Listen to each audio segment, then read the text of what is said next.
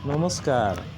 আজি শৰণীয়া কছাৰীসকলৰ কেন্দ্ৰীয় বাঁহ গোঁসাই উৎসৱ, লগতে সদৌ অসম শৰণীয়া কছাৰী ছাত্ৰ সন্থাৰ অষ্টাদশ দ্বিবাৰ্ষিক অধিৱেশন আৰু শৰণীয়া কছাৰী গণতান্ত্ৰিক নাৰী মঞ্চৰ একাদশ দ্বিবাৰ্ষিক অধিৱেশন। দ্বিবাৰ্ষিক অধিৱেশনলৈ নিমন্ত্ৰিত অতিথি হিচাপে নিৰ্দিষ্ট বক্তা হিচাপে গৈ সঁচাকৈ আনন্দিত হ'লোঁ।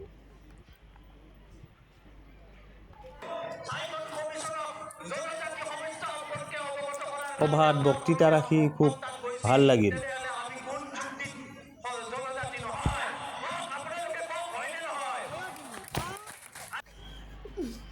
সভালৈ গৈ ৰাজনৈতিক নেতাৰ লগতে শৰণীয়াসকলৰ পৰম্পৰাগত নৃত্য দেখি খুব আনন্দিত হ'লোঁ।